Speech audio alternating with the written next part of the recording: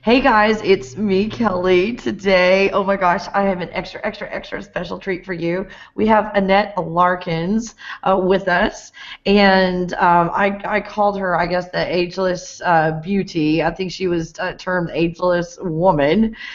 She doesn't mind me saying her age, 72 years old. She looks like she's in her 20s and is just a very amazing person. She inspired me many years ago, and I've just done this on my own. I haven't done it very well, but I've done it on my own, juicing and eating more raw fruits and vegetables, and striving to have a better life nutritionally. And it has really helped in the way that I feel. I don't ever get sick. When I eat properly, I feel good. I have high energy, and that's because of you, Annette. So, without further ado, I want you to meet Annette Larkins, and I'm going to have her explain why is she doing this? What prompted her to start doing this, and then we've got a lot of questions after that. So here you go. There's Annette Larkins. Well, hello, Kelly. I'm ecstatic about being with you. I think that you are indeed a wonderful person as well, and I thank you for your compliments, and I'm so happy to know that I have inspired you in some way. And to begin with, to tell you how I began, this is a little over 50 years ago, I became a vegetarian. And that was in 1963. I was 21 years old, and as you stated earlier, I am 72 now. Well, Kelly, interestingly enough, it had nothing to do with health. My reason for making that switch Really? had absolutely nothing to do with health. I began to abhor the taste, the touch, the smell of dead animal flesh. And where it came from, I don't know, because I was raised where hog was king. I mean, we ate everything that the hog had to offer, except it squealed. I tell people my mother had fed me everything except it squealed, and sometimes I think she tried to get that in. So it was very strange when one Saturday morning we had this breakfast, and listen, everybody gets a kick out of this. My husband was a butcher. So that particular Saturday morning we had for breakfast sausage, bacon, ham and grits and eggs and all that, that real southern breakfast with jam and toast and all that stuff. And I had removed from the refrigerator, from the freezer that is to say, some pork chops to thaw out for the evening meal. I put them in the sink. And by the time I went at noontime to check the progress of those thawing chops, it was like, bang, something happened. It seemed like it was all of a sudden. I began to I couldn't stand to look at them even. Now, I continued to cook meat for my family because I thought it would be unfair of me to subject them to something that I had seemingly suddenly come upon. So I continued to cook two separate meals, one for me and one for my family. But at that particular time, that Saturday afternoon, actually, I just did not want to have anything else to do with dead animal flesh. So that was it. That's how it had begun.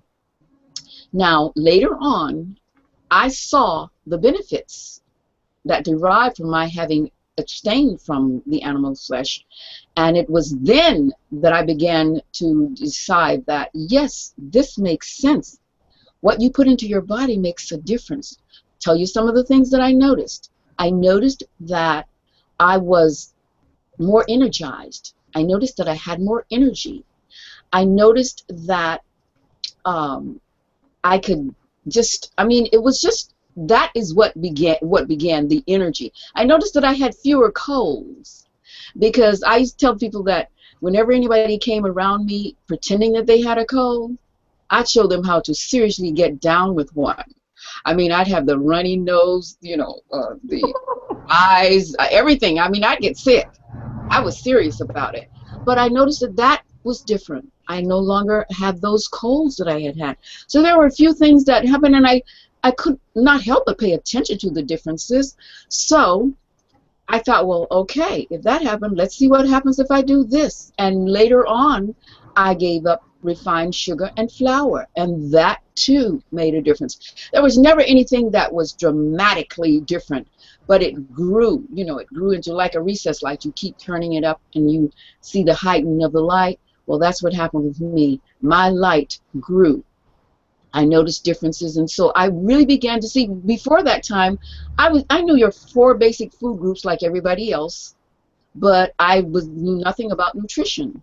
And I just started to see the differences and knew that there had to be something to it. So the next thing that I did after the refined sugar and flour was taken away, then I decided, okay, dairy products, because I found out they were indeed mucus causing.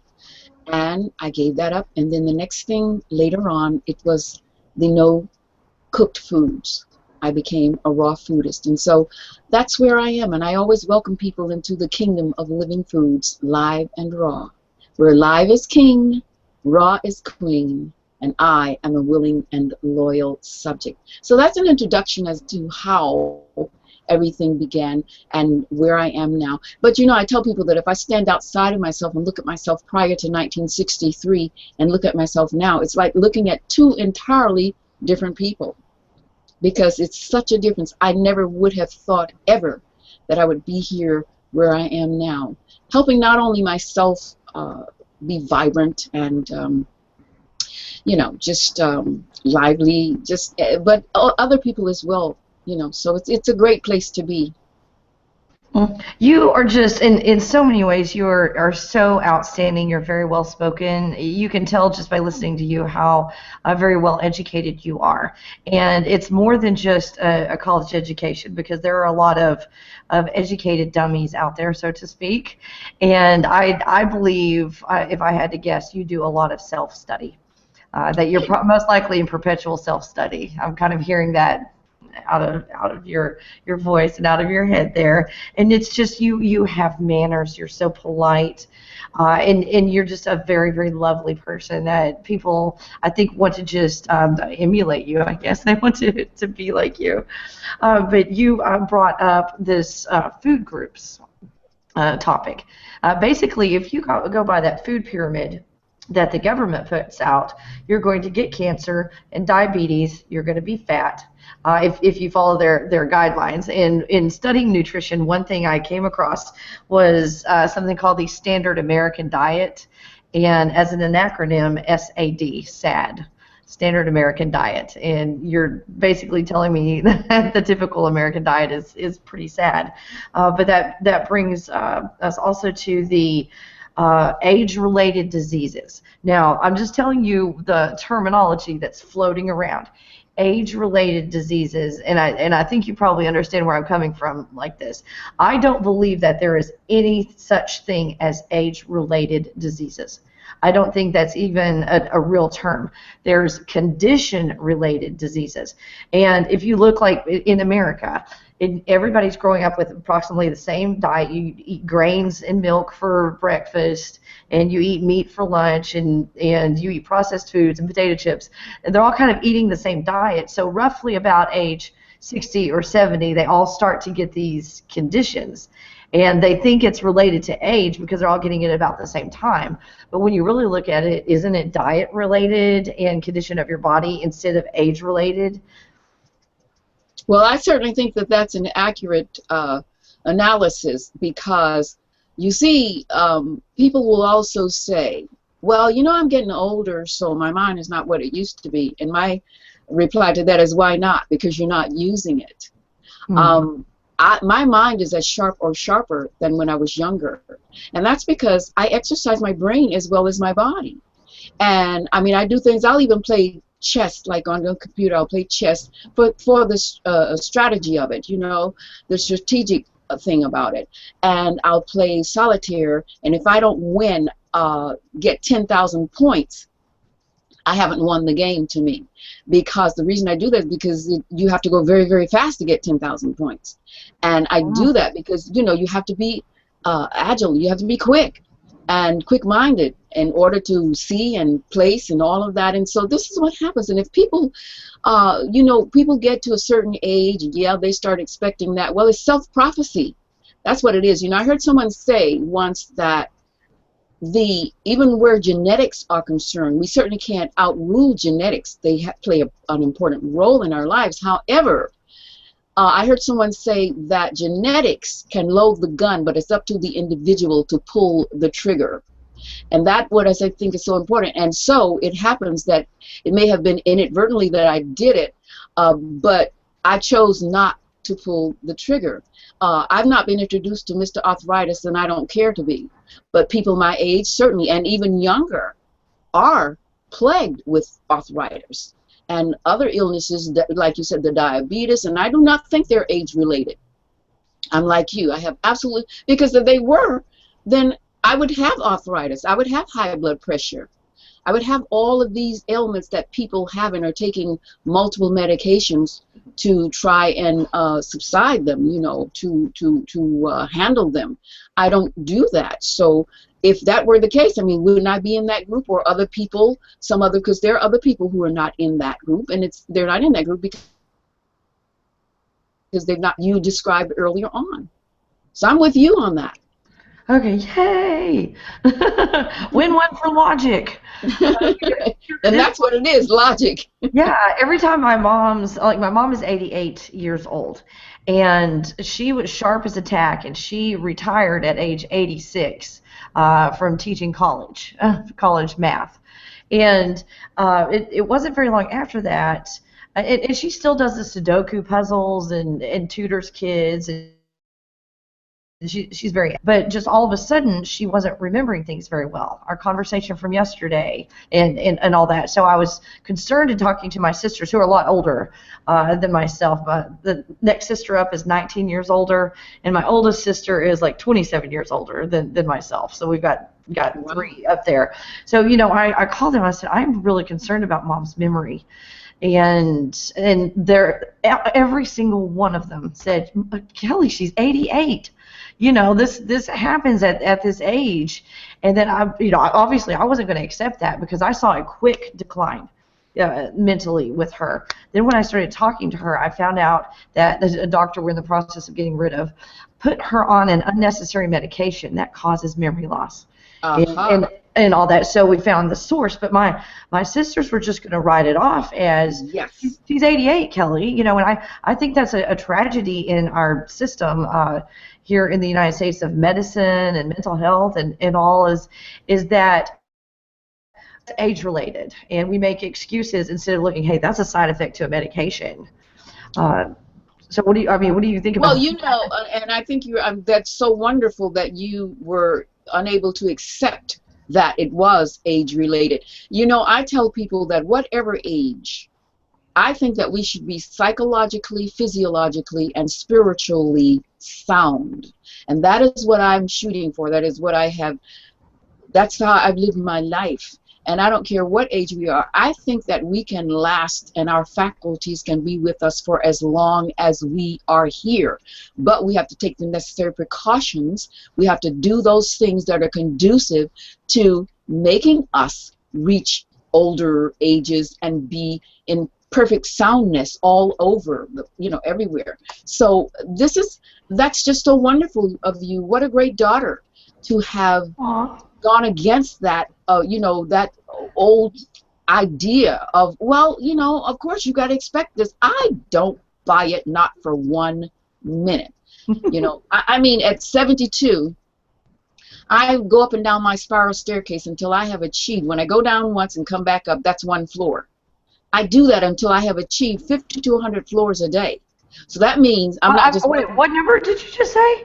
50 to 100 floors. Oh, my goodness. Okay. A day. I get in 8 miles of activity a day. At least 8 miles of activity a day. I've already done 5 miles at this point, and I have 3 more to go to reach my goal of 8, but I'll probably get more than that today because I plan to go out later on. So I'll park way away from where I'm going so that I can include my steps, because, you know, it has been said that 10,000 steps is standard what you should get. Well, I'm getting like sometimes double that. And so, you know, it's just interesting. It's a mindset that we have that puts us in a place where we are oftentimes. what a wonderful thing that I congratulate you that you did not accept this, that what you're, and you know, it's according to our experiences. Obviously, your sisters, you know, had not had the same experience that you had. They don't have, you know, they're not of the same mind frame. So this is the way they thought, you know. But thank goodness you were there to put a stop to that. And this is why I'm trying to spread this information to everyone so that they have this. So when something happens, they have tools in their toolbox and they can confidently stand up against other family members if need be to try and get the best care for the elderly or whoever they're taking care of, or their children. Very important. Now, you mentioned exercise. Exercise is really important. What type do you do? Is it low impact, high impact? Do you put on workout clothes, or do you just use your regular clothes? Do you think sweating is important? Do you use weights? How do you exercise? I've been threatening to use weights for years. I have not gotten to that yet. Maybe when I'm 90. I don't know. But no, I like the idea of weights, just that I haven't gotten around to it. And I have a gym in my home. I have everything in there, the rowing machines, the this, the that. But the most thing that I use, the all of a sudden, it's the when you walk, you know, the treadmill. The treadmill, that's the most that I use, because walking, like you said, low impact is what is good, you know, what I find that I'm doing, because I'm so busy all the time. I'm just doing this and then I'm always moving. I have a big house. I clean my house myself, and I'm outside doing the yard stuff, gardening, you know. I do my gardening. I dance, put on the music, girl, and I move. You know, so you don't have to encourage me with that. Just put it on. I was walking around in the family room yesterday. My husband was smiling because I was walking around and he had the radio on. And as he was listening to the radio and the music came on, girl, I started popping and, you know, and just dancing to the music, because it's so natural. You know, you put the music on and I move.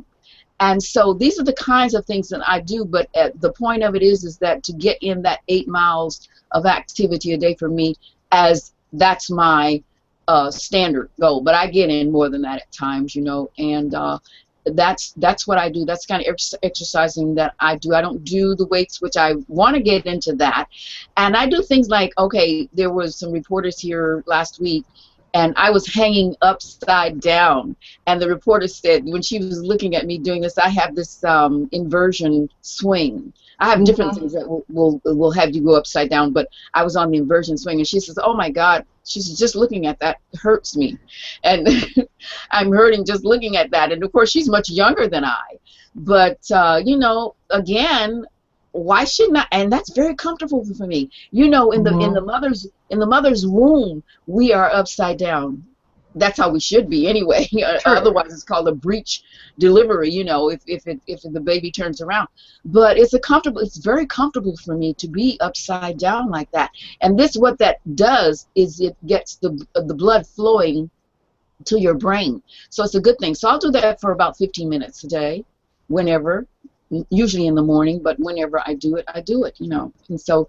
That's basically my exercising program, is just moving my body. I tell people, do what feels good for you. Do something that you enjoy doing, because if you're doing an exercise program that you don't like, if you have to stop it for some reason and then go back to it, it's going to be very difficult to get back to where you were because you don't like it.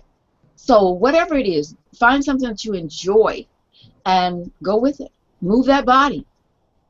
That's what I love to do is dance, not in front of people, but in my living room when no one's looking. And I just turn on the music and dance, and that's how I exercise. And there you go. There you go. I want to remind everybody we've got the question and app open, question and answer app open. So just click, it's going to be on the bottom left side. Just go ahead and click on that. And if you have any questions for Annette, please put it in there, and we'll see if we can get it answered if we've got enough time. But we do have one question from Paulson. Do you train every day, or do you sometimes take a day where you rest so your body can be restored from the training? Well, actually, the type of exercising that I do does not necessitate to take a day's rest. I mean, when I get up in the morning at 4:30, 5:30, I'm up, so I'm going to be moving about And that's a normal thing. That's natural. So it's not necessary for me. If people are doing more strenuous exercises, I would go along with that, Paul. But it's not necessary that I do that. So every day I don't, feel that I need to take a day off. If it so happens that one day I don't do something, that's okay. But I just don't feel the need to do so. And I can tell you haven't done weight training, because once you do weight training, you will wait a day. And Yeah, I'm sure. And then you go back to it. Ooh, Sure. that's hard stuff. I'm sure of that. Your muscles would need that rest. In order to recuperate. Exactly. Now, we're going to talk about a subject that's a little bit touchy for some people, but this is so necessary, and I get emails all the time about this. And I've heard kind of your attitude on it. So I guess this is maybe a 2 or 3 part question along the same lines. This is something I experienced it, and I heard it out of your mouth. On my experience was I changed my life with juicing. I started eating more raw foods. I felt better, and my family is still eating pork and beef and hamburger and processed foods, and it's almost like the more that I try to convert them, their heels just dig in. So, and I do make, I'm a short order cook, I guess is what I call myself, because there's only, my son's off at college, so there's only 3 of us here at the house now. So I make basically 3 different things for every meal, something for me, something for my daughter, and for my husband. Most of the time they'll eat the same thing, like pork or beef roast or something, and then the accessories, I call them vegetables, I switch out. So that's what I've been having to deal with, is cooking separate meals for everybody.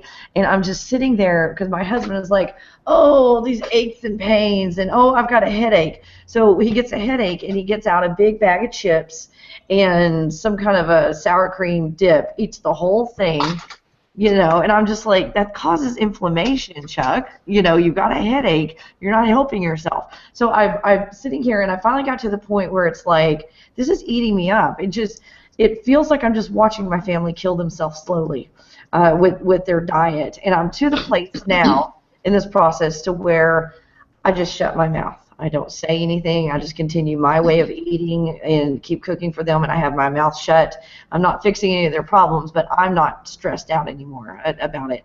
How have you handled that? Because I heard that your husband just eats, regular foods.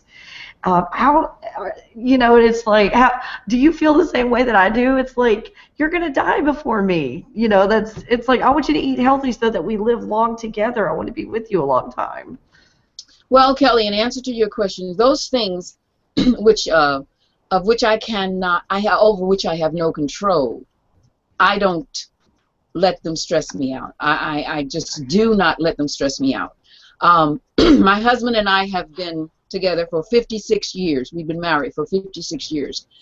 Long ago, it's interesting, in my 18th year of vegetarianism, he decided that he was going to become a vegetarian because he saw the differences. He saw things that were different in me, and he thought, well, this will probably, help me with food. He ate very fast, and he says, and this will probably help me to do some things differently, because he was seeing differences. He saw that I no longer got colds. He saw the way that I had. He saw the energy that I mentioned before, my energy level increased, and so he decided on his own.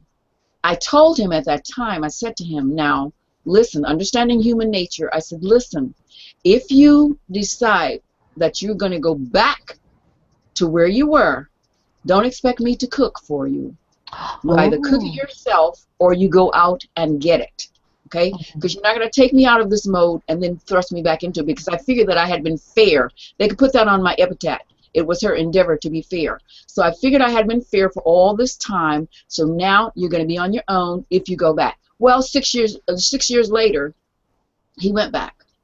Okay, he started with the fish because he, being a businessman, he would go out to business, and this was his excuse. At that time, he said that the salad bars were not the way they are now, and so he decided that he started with the fish, going out with business people and all that. It was tempting, and his reason was different than mine. You see, remember I told you why I did it. His reason was different.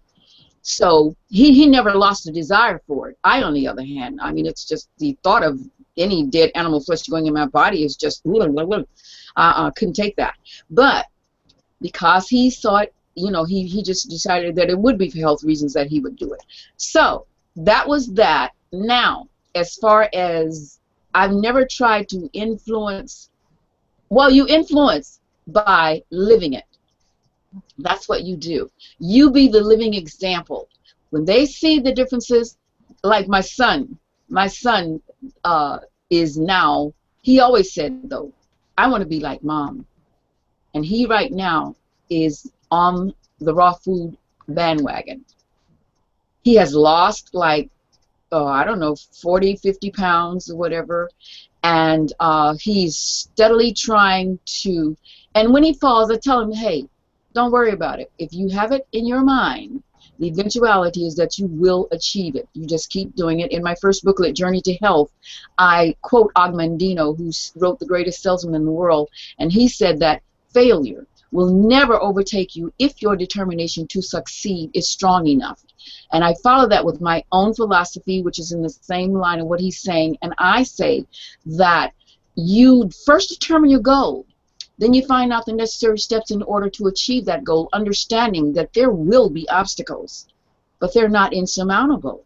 If you have to crawl under them, climb over them, go around them, or hit them smack dab in the middle, the idea is to stay focused, and the eventuality is that you will achieve. And I say that each time with bald fist raised above my head because I know that is true. But, you know, it's just that that is the philosophy that I know to be true, but you cannot coerce anyone into where they don't want to be. And the more you try to put them into that realm, the more they resist it. So you know, you just have to. Now, going back to my husband, you said he eats an entirely different. Well, I have to tell you, since you heard what you heard, he has made some changes. He's no longer eating red meat. He's only eating fish and fowl, and he'll eat seafood, you know, but he's included a lot of the raw into his diet now. He finally decided, because I mean he had done it here and there, eaten my foods and enjoyed, you know, many of the things that I prepare, but it's difficult sometimes, you know, when people are raised a certain way. They're conditioned in a certain fashion. It's difficult to make certain switches. I've never demanded that he nor my children, but each of them have come into the realm in some way because they have seen where I am, how I am. I'm very strong physically. They see that. They can't. It's unbelievable to them, the strength that I possess.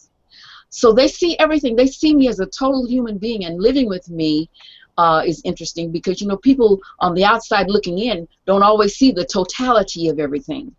But they see everything that there is to see, and they are very impressed. They're filled with compliments and disbelief, and I leave them alone to whatever they choose to do. It's what they choose to do.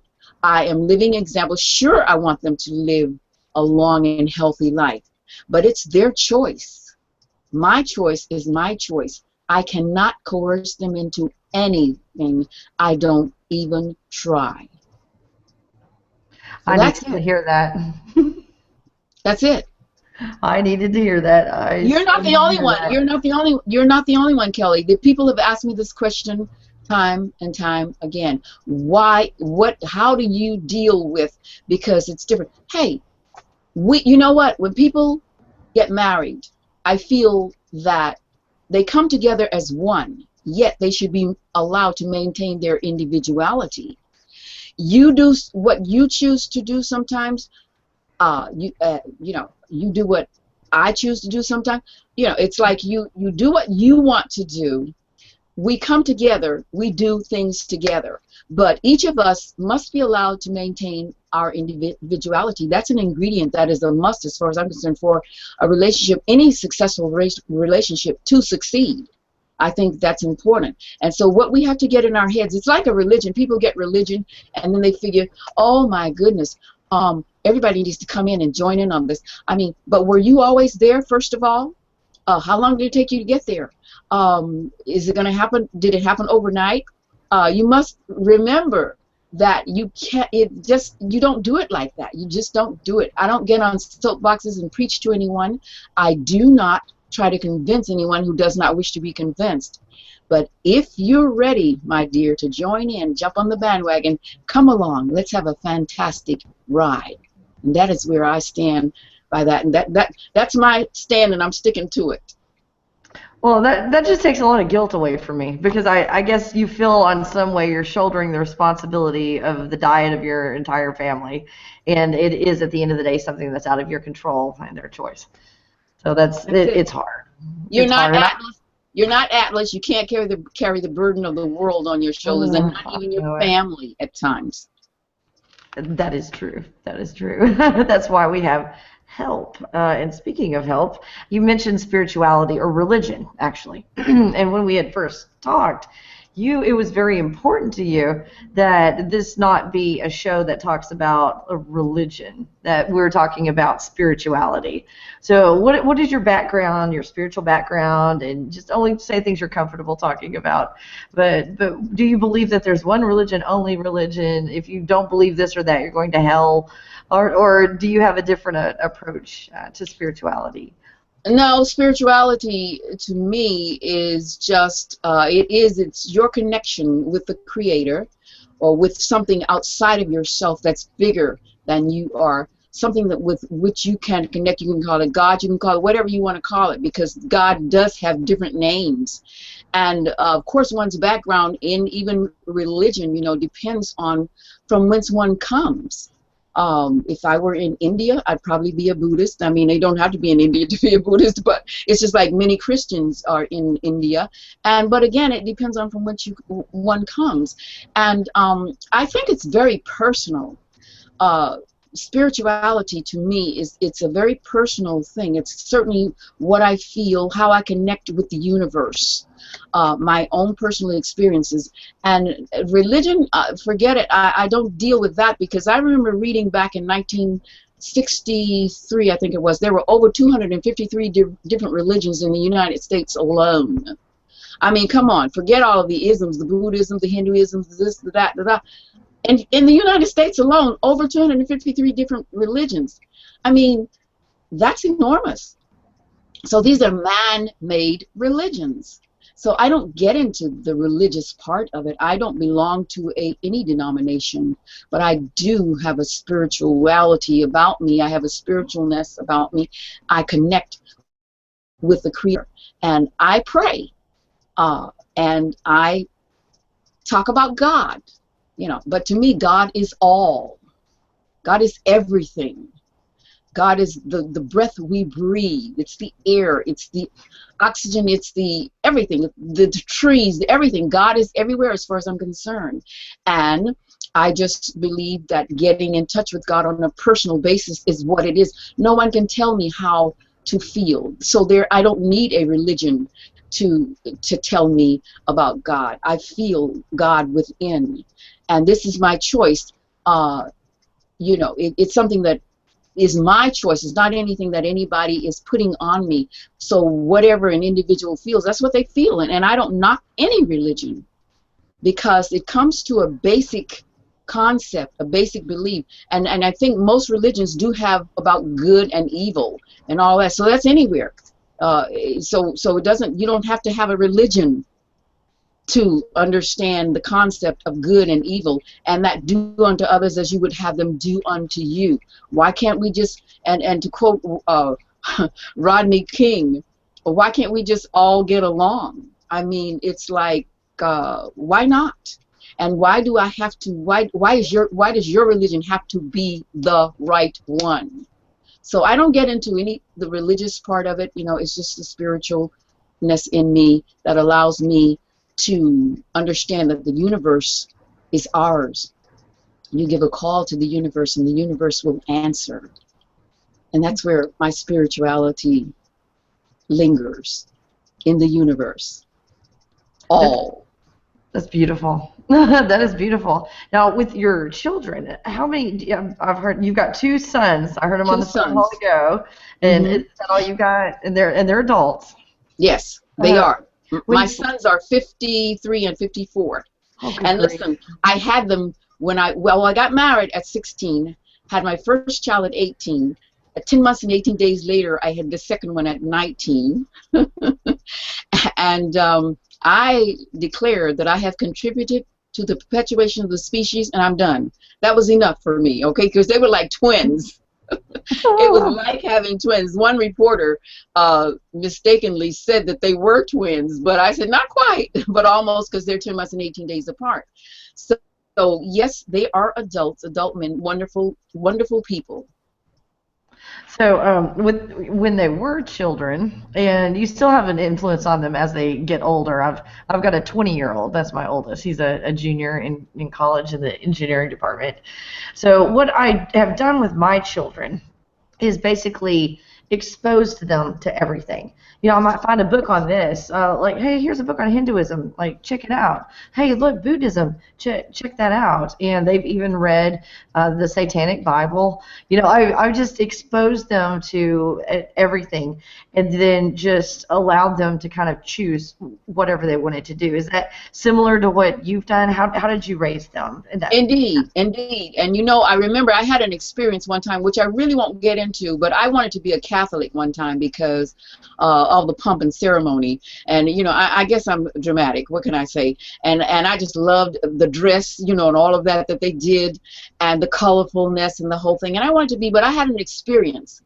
Maybe I shouldn't get into that, but the experience left me in a position where I did not want to deal. That's when I decided right then and there. I was very young and impressionable, but, you know, and one was looking, I was seeking. And when I sought that, because I wanted to be a Catholic so badly, when I experienced what I experienced, I decided, well, forget that, I don't want to be a Catholic anymore. So what happened is that I used to take my children to a Catholic church every Sunday. Well, when I gave up the idea of being a Catholic, I started reading them Bible stories, biblical stories, and I had their little books for them. And as you said, I have always put out there for them other uh, entities, you know, other experiences. Let them see and choose for themselves. I remember one time asking them, when they were very young, I remember asking them, what is your concept of God? I want you to draw me a picture of what you think God is like. And one of them drew a picture. It was all streams, brooks, and the sun, and the sky, and flowers, and trees, and all of that. That's what the result was of God to that particular son. The other one drew a picture and colored it brown skin, another, and had an afro. Indicate and it's interesting because that figure had a long gown on, like you will see, you know, with Jesus with the gown and all of that. And then that one too had some of the naturistic things about it. But this was their input. I mean, I was just curious to know, how did they see God? And as we had talked about certain things, what was their understanding and what had come into their minds to make them go in a certain direction. And that's what I got, though. That was what I got. And yes, I exposed them to different, because they exist. Why not expose them to them? I did that with them quite a bit when they were younger. I would say to them, even with genitals, I said to them, now you're going to hear this, and you're going to hear that, and you're going to hear this, and you're going to hear that. But this is what this is what is the standard way. So, you know, you expose them to that which you don't even believe in. You know, that which you don't even believe, you show them that, and then you show them other things. So that's what I did. So we were kind of on this, you and I were on the same wavelength with that. And it looks like you have a lot to expose them to by the books behind you. And you said you read every single one of those books. No, I haven't read every single one. What I do is when we come in, Cool. people want, you know, when people come in, I have over 5,000 books, okay? I have over Okay, 5,000 maybe you books. haven't read that many. Holy crap. So So the thing is that well, see, this is not all of the books that are in my library, but I have wall-to-wall books in my library. I have the maps and all kinds of stuff in here, but the desk and the whole to-do. But the thing is that when people come and they do a tour of the house, and then they come in the library, and they're shocked, and they go, "Oh my God, this is like a real library," people say. And I said, I'm saying it is a real library. It's just a personal library. So then they ask the question, most often they ask the question, "Have you read all of these books?" And I start spinning around in the floor and going, "I'm reading as fast as I can. I'm reading as fast as I can. I'm reading as fast as I can." Because, I mean, I have everything, every subject you can name. I have philosophy, mythology, just everything, biographies, reference books, and chemistry, biology, all that stuff. I have a black section where I have all my black stuff. I have the greatest books ever written, whatever, all that stuff. I have Shakespeare and all of these people. And I have, of course, I have a health section, most definitely. But, I like my books, even though we have the computer now, and you go to the computer for everything. I like my books because I like to come in here and I like to smell. I like to pull out a book and I like to cuddle up with a book. You could cuddle up with the laptop, but I prefer the book. So I'm still there. I have not gotten out of that. Maybe that will be dinosaur age one day, but right now that's what's with me. And yes, I do. I have my paintings, books on paintings, Renoir and Van Gogh and all of these people. I have all of that kind of stuff. So yeah, I'm really into the books, and I love being there because it's very educational. I think traveling and reading, I think those are two ways in which one can educate oneself, and I'm just all for the books. I'm still with the books, even though we've got the computer.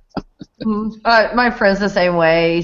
I'm going to have her watch this interview. My best friend, she's a book addict, and she's going to look behind you and go, "I want to go visit her."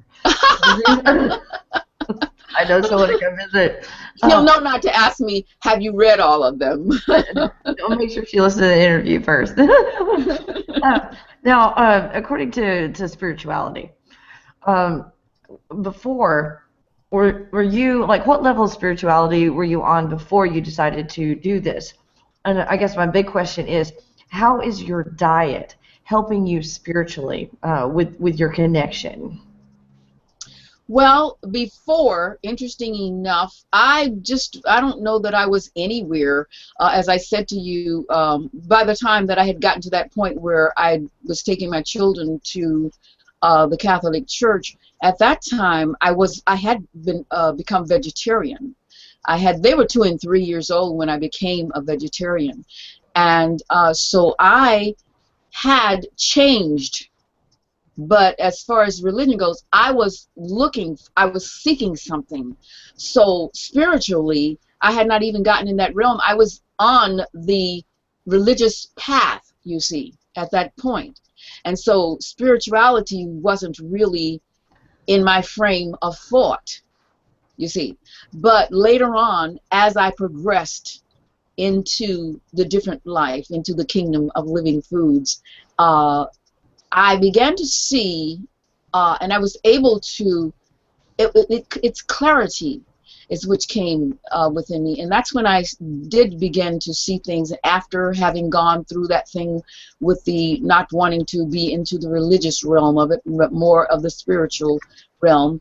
I began to notice differences, and yes, I began to connect more on a spiritual level. So it grew. As I grew, the light grew as I grew into the cleansing, because you know what it is about being healthy, I think, is cleansing, having the body well cleansed and well nourished. I think those are the two factors. Those are the two factors to me. If your body is well cleansed inside, we're talking about, like removing the toxins, is that yes, what you mean? Indeed, having the fewer toxins that you have into your body, and the more nourishment that you have. And of course, people can say what they will, but I believe that there's a universal truth, which is, if you eat something in its natural raw state as opposed to over-processing it and overcooking it, it's certainly going to be more beneficial to your body. So even though I tell people, listen, you don't try to just jump into raw overnight, because you probably end up sabotaging your efforts. I speak of that in the first booklet, Journey to Health. You'll probably end up sabotaging your efforts. So you take steps when you're trying to do this. And you know, it's taken most of us a lifetime to firmly establish the wrongs that befall us. So it's important to take steps and understand that it's going to take some time to undo the wrongs. So that's what you do. You take steps. And as you take these steps, you will notice certain changes. You will notice that you can think clearer. And I believe that is really true. I remember one time my husband asked me years and years ago, he asked me, I said something to him about, you know, this is so clear to me, and I said something about my eating, you know, and he says, so do you think people who don't eat like you are not clear thinkers? And I said, not at all. That's not what I'm saying. But you have to take people from where they are and what level they're on, and because people are on different levels, even at different times. You know, everybody's not at the same place at the same time. But I noticed that there were changes in me, yes, and I've always been a thinker, but and I guess that's what I spoke about the recess light before. You know, you can kind of, if it's down low, and you keep turning it up, and you keep turning it up, and it reaches a level, you know, and that we might even be better than recess lights. We might even be able to go beyond that point, because they're set to stop at a certain point. We might be able to go beyond that point, and it just keeps getting better, the clarity. And so the myth is dispelled about as you age. The myth is dispelled, you know, that people get foggier. Some people do, yes, they do. Why do they do? Because of what they're doing to themselves. Some people take better care of their bodies. I'm sorry, let me reverse that, of their cars than they do their bodies. And I mentioned that on the first video that I have in my collection of the health alternative interviews. I have these interviews that which people can have access to, and introducing that series. It was a 12-part series, and the show, it was a locally done series in the Miami area, which was done by a school system, and there were 12 shows. And in those 12 shows, the first one, I talk about the fact that people take better care of their bodies. I keep saying bodies, I keep saying it in the reverse. Take better care of their cars and one of the people on there said, yeah, their cars and their dogs than they do their own bodies, you know. And it's true, people do. Now, why would you go and put the best oil in your car that you can find and the best fuel that you can find, and then let your body, and then you put all the gook and the junk in your body? What kind of performance are you going to get? So, you know, going back to the spirituality, it has been heightened by my level of what I have done to ensure, to increase its heightness. And that's by doing, like I said, keeping my body well cleansed and well nourished. That's the key. I think that's the key. Mm. Oh, I agree with that, and the clarity. That's what I found when I was doing a lot of juicing, is that your mind is so clear, you did not realize how clouded it was before. A lot of people don't know how cloudy their thinking actually is until it does clear up. So that helped me as well. Do you do any type of meditation and prayer? You mentioned prayer, but do you also meditate? Positively. And I meditate. I've never taken any meditation classes, but I meditate in my own way. You'll find I do a lot of things my own way. Not necessarily standard. You know, and I think that's what we have to do. We have to find our, you know, I tell people, Kelly, you can read what I write as well as what others write. You can listen to what I have to say as well as what others have to say. But of the utmost importance is to know thyself. So many of us follow that drumbeat of others. We need to get into ourselves, pay attention. I know at the onset you said something about you didn't use the word introspective, but this, you were saying that I have a feeling, you said something to the effect that you had a feeling that I do a lot of self-studying. Yes. Well, yes, indeed I do. Because it's very important, before we can know anything about anybody else, we must know ourselves. And it's very important that we do introspective, that we do study ourselves. Because, you know, basically, we are the same, but we are unique within ourselves. And so it's important in order for us to know anyway. It's kind of like loving yourself first before you can truly love someone else. You must love yourself. And so, yeah, I do. I pay attention to myself. That's very important. I think that we all should do that. Get introspective and know. I say know how, whatever I tell you, it's important. And though I gave that universal truth before about the eating part, you know, what you eat, yeah, know yourself and know how you react to whatever goes on when you eat something internally, you take something internally. Know how you react. Know how you react when you apply something externally to your skin. It may be different than Kelly's reaction. It may very well be different. So the thing is for us to, that's very important for us to become introspective. Learn, study yourself. And I have made a self-study of me. I know what it takes to make me happy. I know what makes me unhappy, and I act accordingly. Oh, absolutely. Have you ever had a near-death experience? I have not. And I did listen to yours. Okay. When we first spoke, I had not heard it. And you know what? That's your truth. And no one can take that away from you. You know, even like reincarnation, you know, people, I say to people, I neither believe nor disbelieve in reincarnation. I just say that whatever I come back, if there is such a thing as reincarnation, whatever I come back as, please make me smart. I don't want to be a dumb flea. You know, if I'm a flea, just make me smart. You know, that's all I ask. I really don't want to be dumb. Yeah, if you be a dolphin, if you want it smart, you can come back as a dolphin. Hey, the dolphin's good, you know, but if that's what I'm going to come back as. But I've not had a near-death experience, no. But I've heard of them. And there are people who don't believe in that because they talk about the oxygen, you know, when you're going through a certain stage and certain things happen for us. And that's their belief. And they even, you know, put scientific things behind it. But, you know, when you talk about that, I contend that people need as much sleep and rest as they need. And that depends on your state of being, where you are, what you do, how your lifestyle is, and all of that.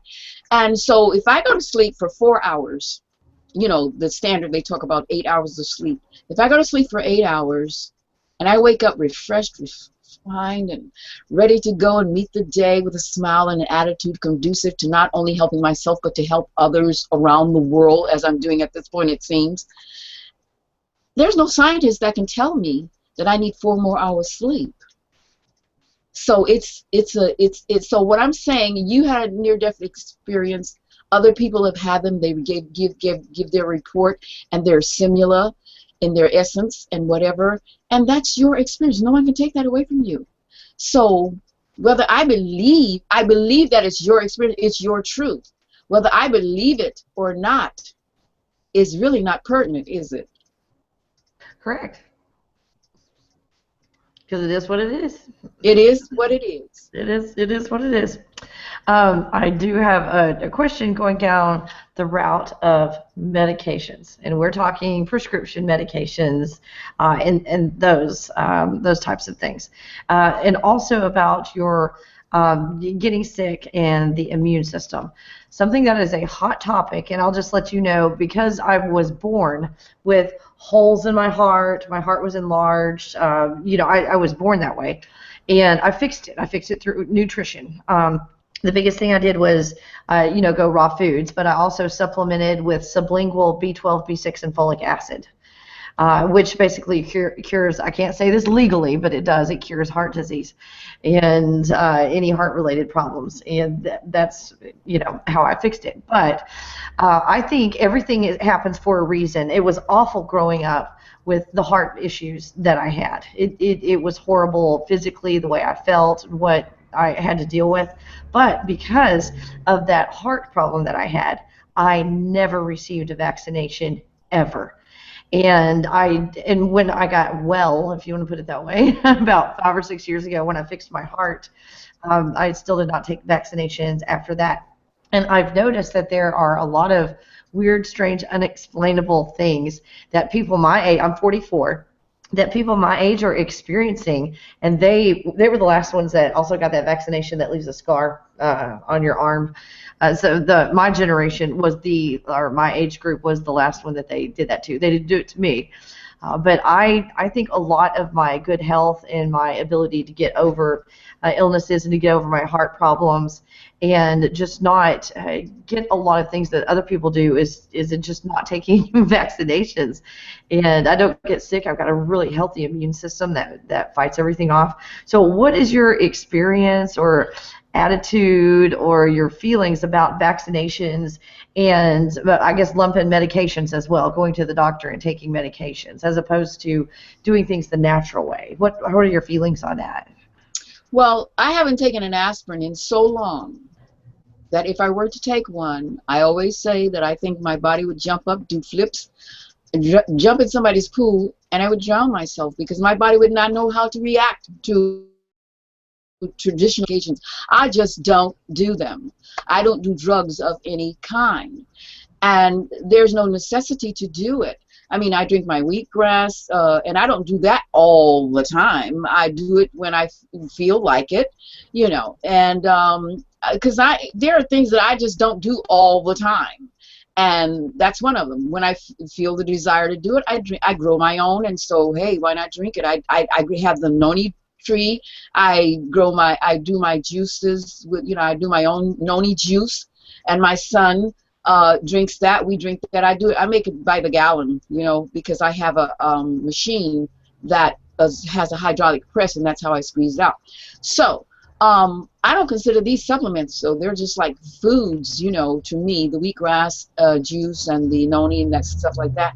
But I don't do any drugs whatsoever. I don't believe in them. For me, it's just, I don't knock the medical association or medical field because they have their purpose. There is a purpose and they have it. But I just feel like we need to take responsibility for ourselves. And and when I say we, maybe I need to exclude that we. I take responsibility for me. So I don't use the drugs. I don't get shots. I don't take drugs. And on the very last show, I spoke to you about the shows that I did. They're available on DVD, 4 DVDs, 3 shows each, and they're health alternative interviews. And the purpose for that show, of course, was to show people alternatives to non-invasive ways of preventing and treating illness. And the very last show, I say that we must not forget our children. We can't forget our children. And there's a doctor on there who is a holistic doctor. He's an MD, but he practices holistic family medicine. And I chose to have him address the issue as a pediatrician for children. And he talks about inoculations, and he talks about fevers, assuaging the fears of parents with children who have fevers and the inoculation, and he doesn't do that, either. So I guess if he saw the necessity of doing so, he would, but he's not for that either. But it's just that I don't see the need. I believe empirical instead of allopathic way of dealing with illness or even preventing it, So that's my stand on that, and I just I'm just not for it. I mean, and like I said, I don't knock it. Listen, I live in a household. My husband happens to take. He's doing like 9 medications a day, okay, for diabetes, hypertension, cholesterol, you name all that stuff, which I just don't do, and I refuse to do it. And there is no need for me to do it. So that's where I stand on medication, inoculations. For me, I'm not talking about anybody else. I'm against it. For me. You're just a walking testimony. I mean, all you have to do is look at you and go, hey, it worked. It worked. Most definitely. Listen, you may have heard this before, but my mother died at 47 of breast cancer. My mother's mother died at 36 of breast cancer. My grandmother had sisters, all who died early on of breast cancer.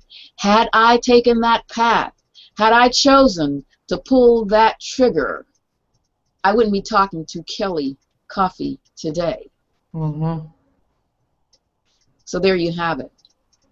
Yep, there you have it. It's proof it is not in the genes. It's mainly what you put in your body. Because you might have a predisposition for something, so Sure. Then if you do eat a lot of sugar, or whatever, you might get diabetes. But yeah, Then you're gonna follow on that same path that your predecessors followed, and so of course it's gonna happen. Mm-hmm. And don't worry, guys. We are going to put her link down here. It's going to be in the description box of where you can find all of these materials that she's talking about, all the books, all these shows, and a lot of wonderful material that will get you going in the right direction. So don't worry. You're going to get that link after the show is done. I've got a question about fermented foods because we were talking, raw. We've got raw over here. And then you've got like fermented soybeans. Then you make miso, like a miso paste. And then there's an actual health benefit when you eat the miso or drink it in a soup, that it gets the radiation out of your body. On top of being very nutritious, good for digestion, and so forth. Then you've got fermented cabbage called sauerkraut, which is at least 10 times more nutritious than regular sauerkraut. So there are a lot of fermented foods that for thousands of years they've been fermenting them and using for health reasons. Do you know anything about that? Do you think that is raw at all, the process? Or would you eat fermented foods to get? Well, I noticed that you were separating them, and I don't separate them. I think fermented is raw. You're not cooking it. Okay. You're not exposing it to an excessive heat. It's just sitting there and it's fermenting. It's a more digestible way. So I just finished making some fermented sunflower cheese. Really? And yeah, and so I mean, I'm all for it. I include that all the time because I make my own sauerkraut. Listen, I make everything. I make my own whatever, mustard, ketchup, you name it, mayonnaise. I make everything myself. So that, yeah, I just finished doing that. So I'm all for. See, I don't separate it as you're saying. You got the raw over here, and then you got the ferment. No, to me, it's all together. I don't separate it at all. So yeah, I eat it all the time without any question. Without any thought of it being anything other than raw. Mm-hmm. Now you mentioned doing your own cabbage, fermented cabbage, sauerkraut, and ketchup and mustard. Do you have books with those recipes in them of how to make ketchup? I positively do. Let me see. That's in. I think that's in the second booklet, Journey to Health 2.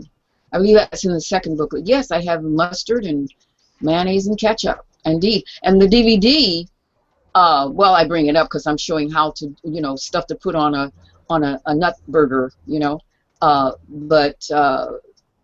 I show instead of meat loaves, you have nut loaves and nut burger and it's a patty, nut patty, whatever.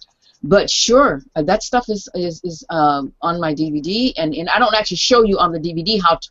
Well, I do. The mayonnaise, I show you how to make that. I don't show you how to make the mustard, and I don't show you how to make the ketchup. But it's in the booklet. And the great thing about the booklets, in addition to having other information, at the end of a recipe, I'll say, something like, after I've just demonstrated a recipe, I'll say, Kelli, you're going to love it. Your family's going to love it. Chuck, is it Chuck? Mm-hmm. Chuck is going to love it. Chuck. Mm-hmm. You see that memory's kicking in, right? Yeah. I said, Chuck's gonna love it. And of course, I don't call out names, but I say it's gonna be yummy, yummy for my tummy. Well, the music comes on, and on the blue screen comes the recipe. Now, if they don't have the booklets, they have to pause and write the recipe down. But if they have the booklets, it shows you at the end of the recipe where it's located in either booklet. So it's there. So the booklet has actually more recipes, I think, even though the DVD is a 2-hour video. The booklet has even more. So it has the mustard in there and the ketchup, that kind of thing. So yeah, it's there. That's fantastic, and all it is getting inspired with ideas, because I start to do the raw thing, then I lose my creativity, because the majority of my life I cooked food, and I can get really creative with cooked food, and I think your recipe books and all that are going to be very, very inspirational to people who go raw, but I don't want to just eat a spring roll every day, because that's the only raw thing I know how to make. Well, that's the idea of having the DVD Annette's Raw Kitchen, is to show people that it's very doable. And I say on the DVD, listen, I'm not a chef, but I know what tastes good, and other people enjoy the food. They really like it. So the idea is to get you in the groove. I'll go in on one of them. I'm saying, oh, isn't that beautiful? I'm saying color. Look, I love color. I love color in my clothes, and my food is no different. And the idea is to grab people with the visual first, and then once you got them, you got to keep them with the taste, okay? But the whole point is that when you see what you see and you follow me, use me as a guide. That's what I tell people. Use me as a guide. The eventuality is you'll be able to create your own. It's just getting you in there and letting you know that it's very, very doable.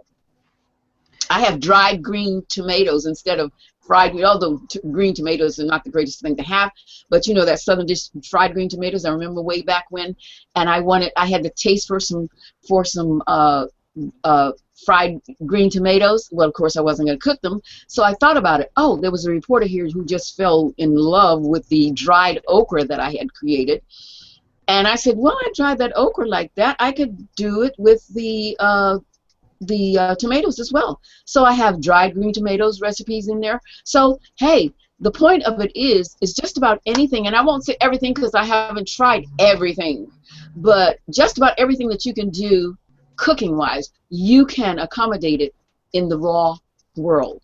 You just have to get in there and do it.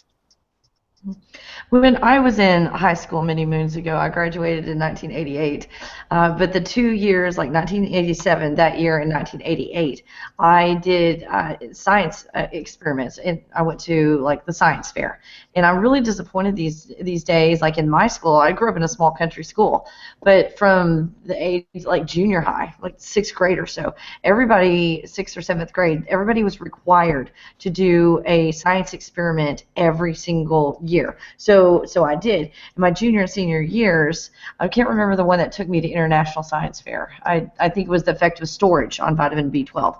So this was the effect of heat on vitamin B12, because you know very well that like you take broccoli, raw broccoli. If you were to calculate how much B12, which is just an indication of other vitamins, the B12 in this piece of broccoli, it's got an extremely high amount of vitamin B12 in the broccoli, but if you steam broccoli, this is what I did, raw broccoli steamed 1 minute up to steamed 15 minutes, till it's just steamed into oblivion.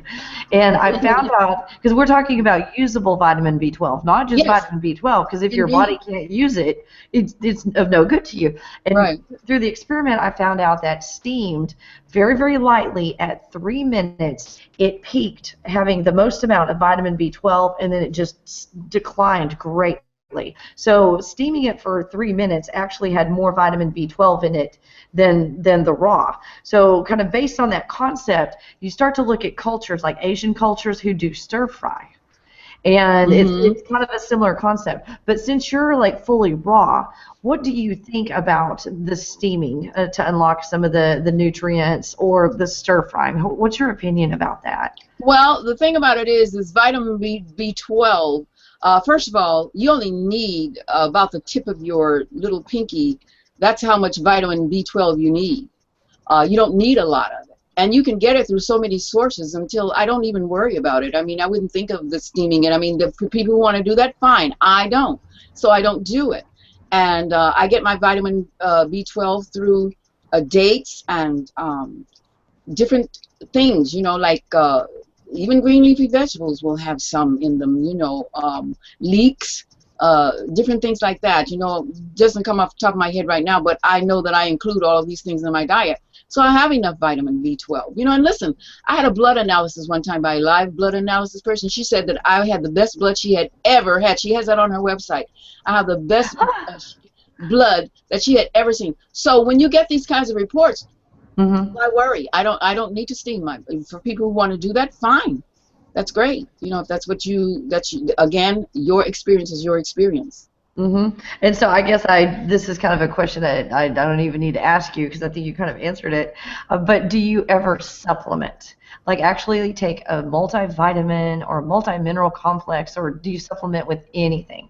Let me ask you this. Can you take a multivitamin and plant it in the ground and have it grow? No. No. So, well, I get what I need through my food, through my sprouts. Sprouting is one of the, I mean, sprouts. Oh, yeah, tell us about sprouts. This is a great topic, sprouts. Sprouts, when you take those little tiny succulent morsels, you see, before any plant matures, it first has to germinate from a seed into a shoot or a sprout. And when you eat them in that stage, you're getting everything that you need. You're getting your vitamins, your minerals, your water, your proteins, your carbohydrates, and your fats. You're getting every single thing you need. Now listen to this. When you take sprouts out of their sprouting environment and put them into the refrigerator, okay? You've taken them out because they've reached the point where they need to reach. You put them in the refrigerator, guess what? They continue to grow at a very minute level, but they're growing nevertheless. So what happens? You're eating living foods. Can you get any better than that? I don't think so. And you're right, they do grow. You still see it kind of growing out the end a little bit if you've had them for a few days. Yeah, you're right. So you're eating living foods when you eat them, even after you've taken them out of their environment. You know, you've harvested them, you've put them in the refrigerator. They're still growing. So can you get any than that? No, you cannot. No, you can't. You know, and I always give an example, though, to show the difference between live and raw and cooked. Even in the first booklet, I think I have an example of how you do, because I'm always experimenting.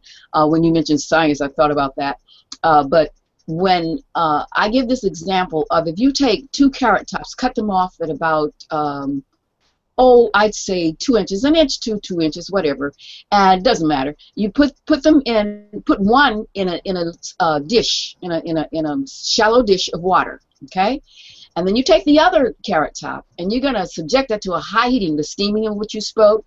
You're gonna subject, even if you steam it for the 3 minutes that you talked about, even if you steam it to a high heating, you steam it, you bake it, you boil it, you fry it, you roast it, you barbecue it. It sounds like what's his name, Bubba in Forrest Gump.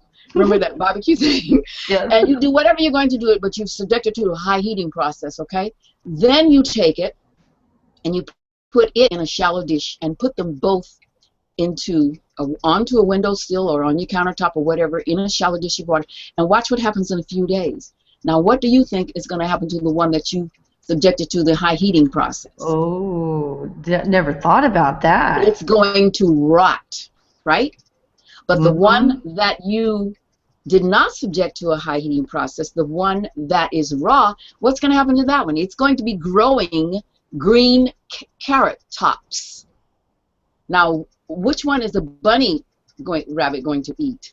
So I say, call me Miss Bunny, because I'm going for the raw.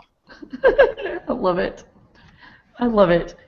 What do you have to say to people who are like, I can't wake up, I can't get going, I can't do anything without my energy drinks? Lay it on them. Well, the thing is that happens because that's what you're relying on. If you start to, and I would not say just discard all. I had a doctor ask me once in Michigan. She wanted to know. She said, I think she said, told me she drank about 14 cups of coffee a day. Oh my. Oh. And I told her, I said, well, she wanted to know how can she stop that. I said, well, tomorrow morning drink 13 instead of 14. Mm-hmm. And what you do is you gradually, and then see the thing about it is, Kelly, we can feel so good about steps that we take. That's why I tell people don't try to jump and do everything at one time. After all, that old cliche, Rome wasn't built in a day, is so true. And you are going at your own speed. You know, don't try to follow somebody else. But I told this lady, I said, this doctor, I said to her, try drinking 13 cups tomorrow morning. Just exclude that 1 cup.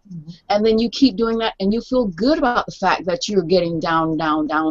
And the eventuality is that you can do without it totally. So these people who can't do without their energy drinks, okay, have your energy drink. But then one morning, try to get through the day totally without it if you're having one, because most of them probably have more than one. But you know, in other words, just gradually work your way away from it.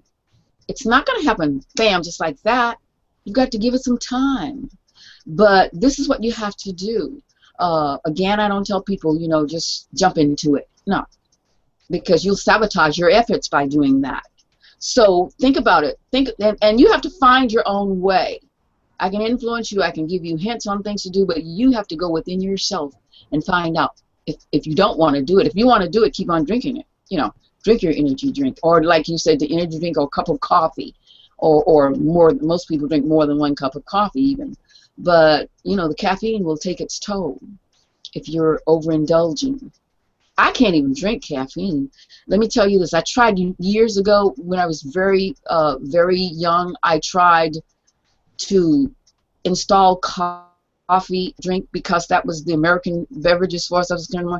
Well, I have to tell you, I felt like a monkey trying to climb a wall. Couldn't do it. I kept trying to drink it, just could not do it. My body won't accept it.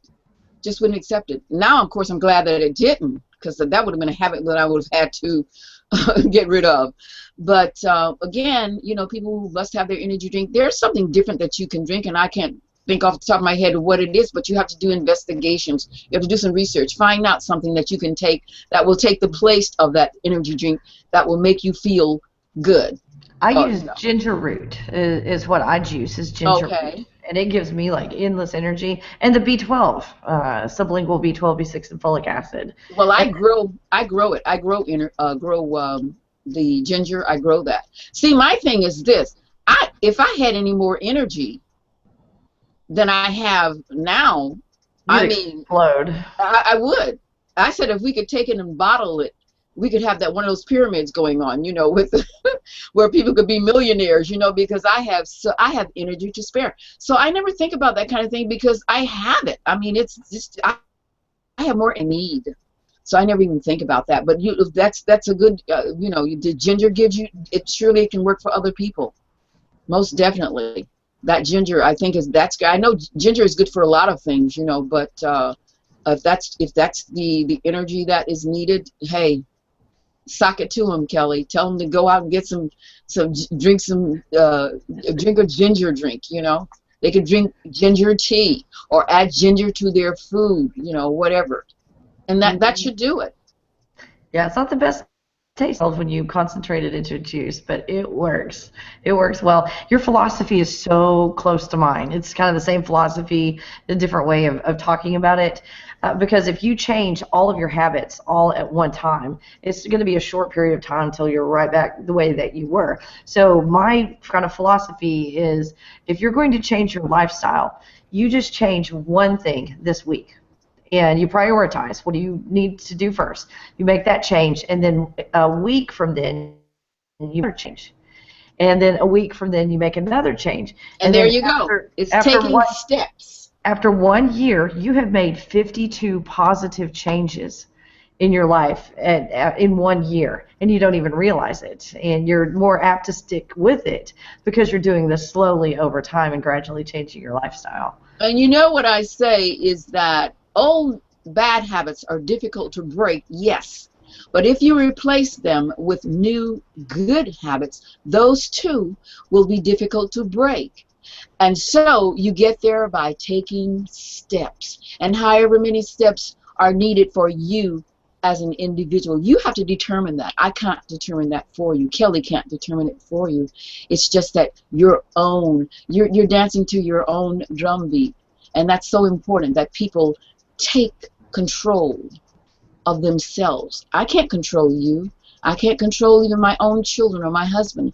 But I have a control over which I can exert within myself and make me better for it. And then, therefore, I can influence others to do the same, but at their own speed, you know, in their own time, and just being themselves. That's what it's about, being yourself. That's it. Hmm. Yeah, I went through a process, and one of the things that I was doing was overeating. This was a long time ago, like over like 10, 15 years ago. I was an overeater, and it Mm-hmm. was emotional. I was under stress, and I was eating as a result of emotion.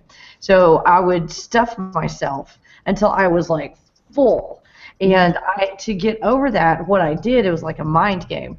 So anytime it was like, okay, I've had everything that I need to eat for the day, but I just didn't have that I'm full feeling. So what I did is I gave myself permission whenever I get the munchies or whatever, I can eat as much as I want of, and then I have to pick whether it's strawberries or blueberries or blackberries or something along those lines. That Yes. I can just freely eat as many as I want to get that full feeling. And the Mm-hmm. funny thing is you just gradually stop overeating when you do something like that. Sure. Well, you know, it's setting goals for yourself, and it's again, this is that introspective thing. You know, you finding your way. And whenever I speak with people, you know, through emails, and they're looking for certain things, and I tell them, you know, I just hope the very best for them with their own endeavors, them finding their own personal journey to health, because that's what it is. It's a personal journey that you take. And again, you can read what I write and listen to what I have to say, but think about it. You are the one that has to make the decision and the determination of how it's going to work for you. And if something that I do does not work for you, then hey, I mean, you have to find what's right for you. I totally believe in that.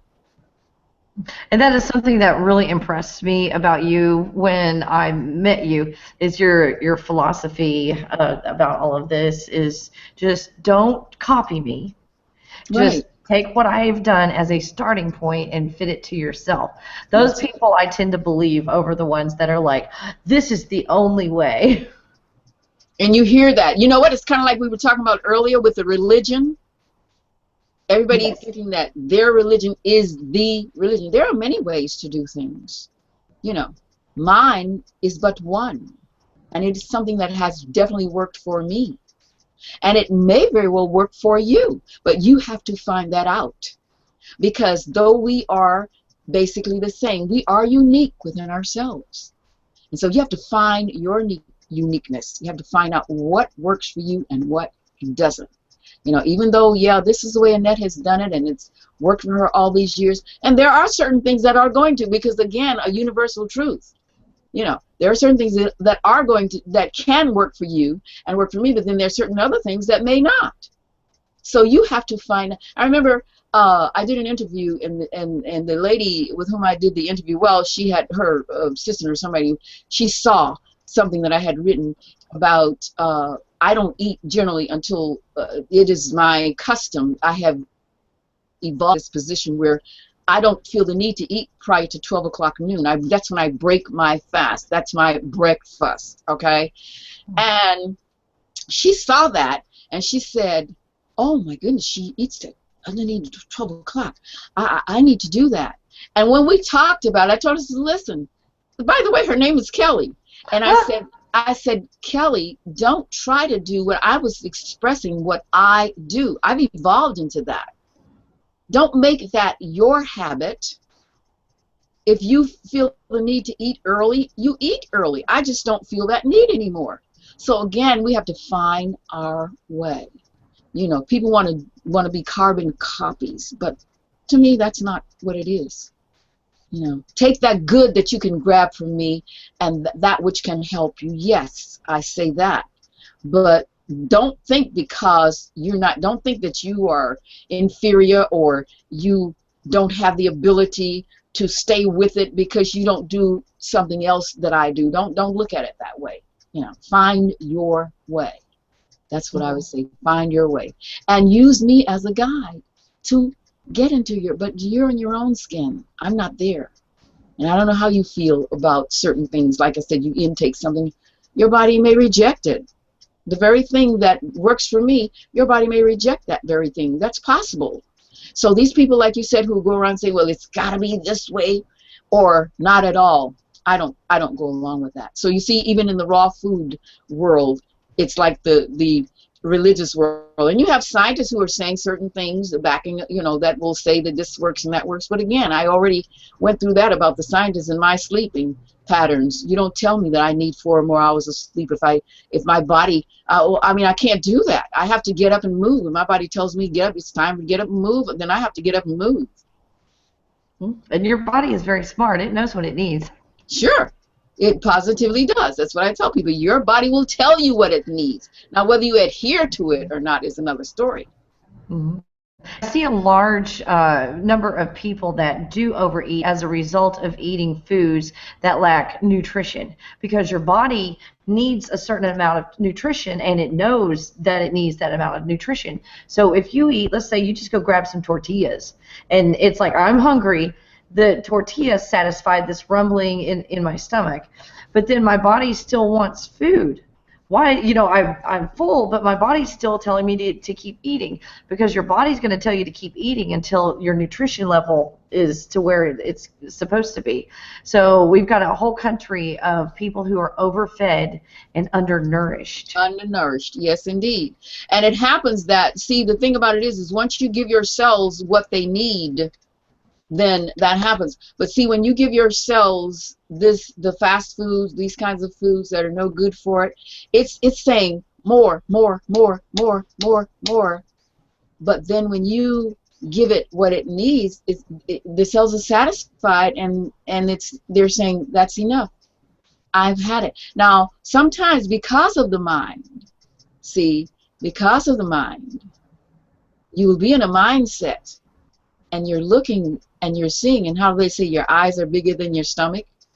Sometimes that happens. There are different reasons why different things occur, but whatever they are, you must find out and pursue whatever is the best and find out how you get there.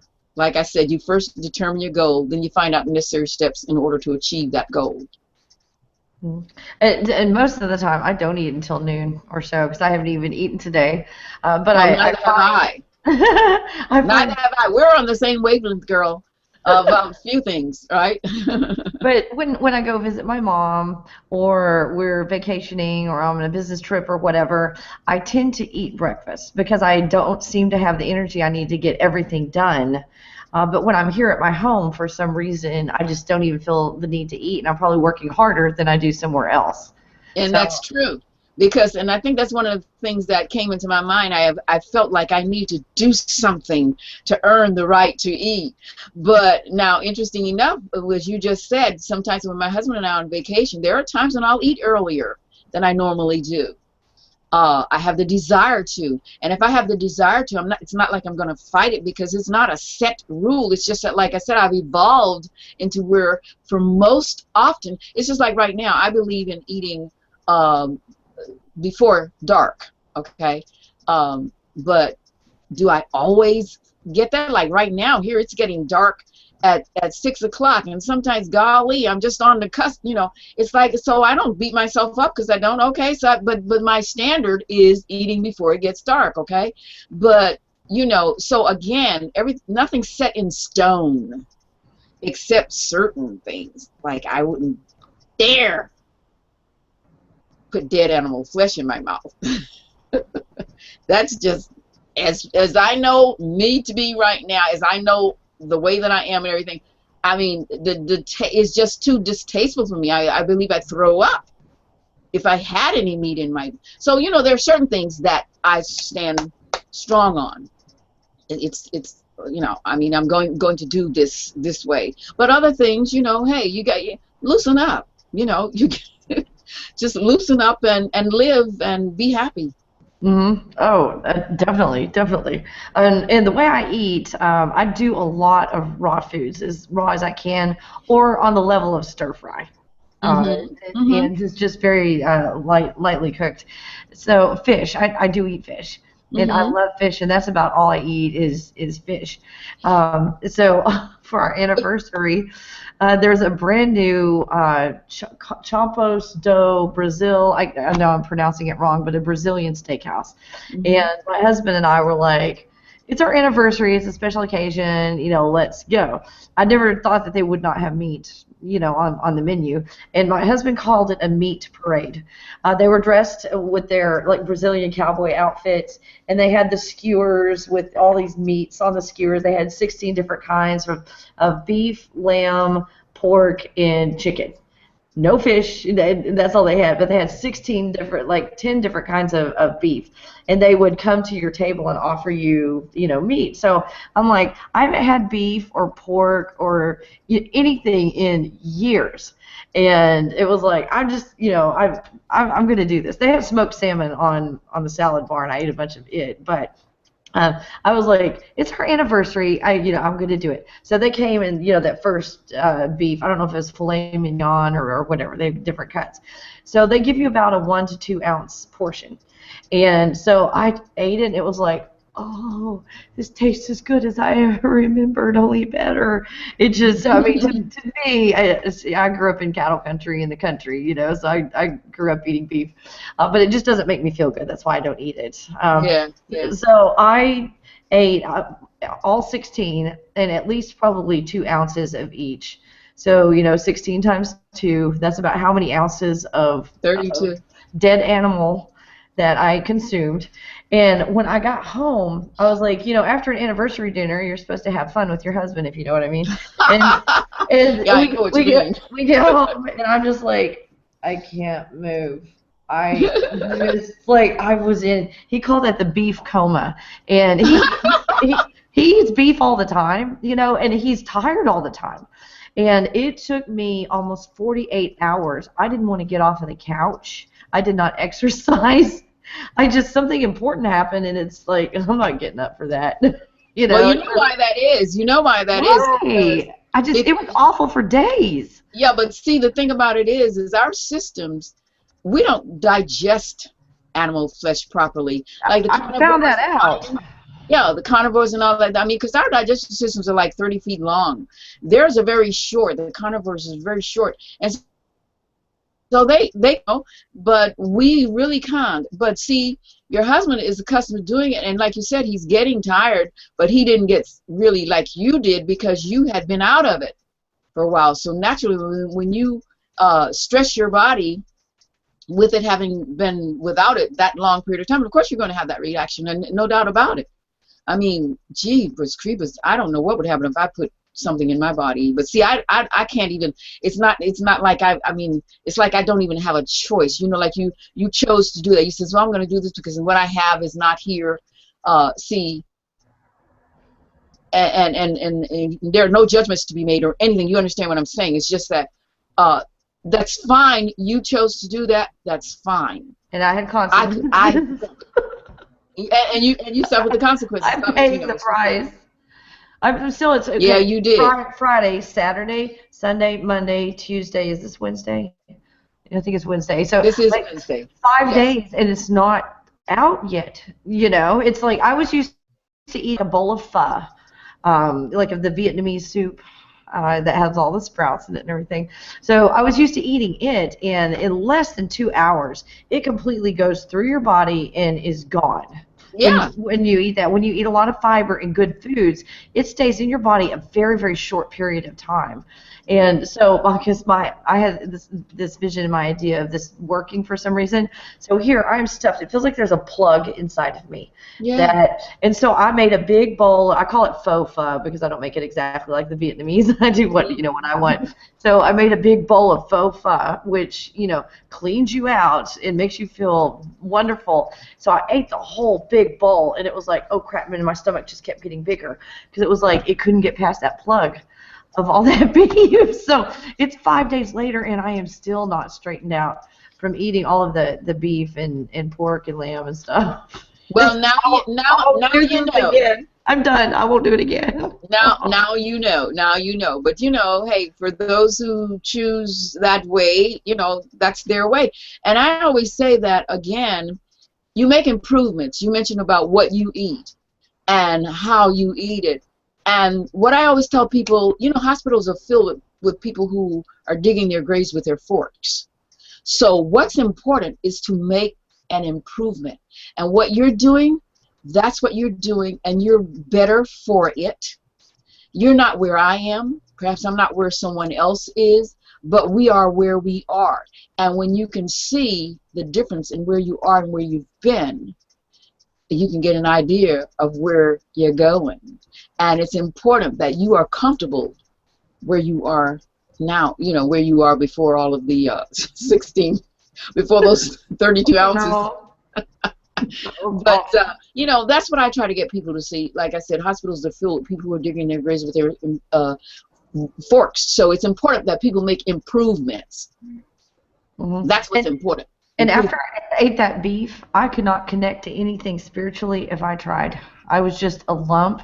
My brain was cloudy. It wasn't just my body, it was my brain. And so that's where it gets into, food and spirituality. Yeah, for sure. It's like now, I build my own computers, as people have heard my husband say, and I still do that. And the thing is that I know I can figure out things like troubleshoot. I can troubleshoot things very quickly. All I have to do is think, okay, well, what was happening before this problem arose? That kind of thing. And I know that I'm able to do that kind of thing simply because now somebody else is able to do it, and they're not doing what I'm doing. But I'm talking about this is my truth. This is my reality, and it's where I am. And I think the spiritualness of it is all engrossed into the whole of the matter, So this is it. So what time do we have, darling? Because yeah, we're almost done. Yeah, I was about to say we're almost out of time. Okay. I was just going to ask you a quick question, and then we'll say goodbye. It's a quick question, like there is any. You and I are both talkers. The wrinkles that people get on their faces is a symptom of something basically that has gone wrong. Our industry is promoting, put on this cream and it'll puff it up and you won't have any wrinkles, but you fix nothing internally. What is it that you took out of your diet, first of all, that causes wrinkles? And I think sugar is one, right? Sugar and most definitely will cause those wrinkles real quick. But what are you eating right now to have collagen and elastin production in your skin to not get those wrinkles like other people? You know what? That's a question which I cannot answer. What I know is that my overall diet is conducive to making me what I am in my totality. One of the things that I definitely don't do is I don't overexpose myself to the sun. I don't smoke, and I have done that in my earlier years. I did smoke. I've never overexposed myself to the sun. I think overexposure to the sun can cause wrinkles. I think it can cause leathery skin. I think smoking can cause leathery skin and wrinkles. So those are two things that I do not do. I can tell you, because for food-wise, I can't go into that because I don't know. I just think it's the overall diet that sustains me. That's all I can say about that. And dehydration as well. Most people are dehydrated. Well, that's another thing that can certainly up the ante there as far as the wrinkles go and all of that. Yeah, you got to drink enough liquid, keep enough liquid, and I drink enough juices. And and again with that, I don't have a specified amount. And like people say, you must drink 8. There are people who saying you must drink 8 glasses of water a day. I don't subscribe to that. I drink what I need, what my body needs. That's it. And I don't, I just don't do a thing of, okay, I haven't had my 8th glass of water. I've got to make sure I drink that 8th glass of water, or I'm going to get wrinkled, or I'm not going to go, Because whatever. we're humans, not robots. I mean, they say 8 glasses of water for someone who's 200 pounds and 100 pounds. Really? Really? No. See, that's it. It's like about the sleep thing, getting, I mean, your body tells you what it needs. And that's what happens to me. There are days when I drink more liquid than other days. And when those days when I drink more, my body needs it. My body has told me. And I adhere to what my body tells me. Yeah. Well, Annette, this has been an absolute pleasure. Thank you so much for coming on here and explaining all of this to everybody. I'm going to put the link to her website and also to her Facebook in the description, so you guys can find. Tell them to like me on Facebook. Yes, make sure that you like her. I'll put the link down below and like her. I just liked you. I didn't know that page existed. I'd seen your other page. I just found and liked your good page. So I'm like, yes, we got some. Yeah, because you get so many friends, and you can't have any more on Facebook. So yeah, everybody's liking now. That's what you do. But I just want to move to that. Yeah, but I just want to say, Kelli, it has been indeed a pleasure to speak with you, to meet with you. I've enjoyed it tremendously, and you keep doing the wonderful work that you're doing as well, darling.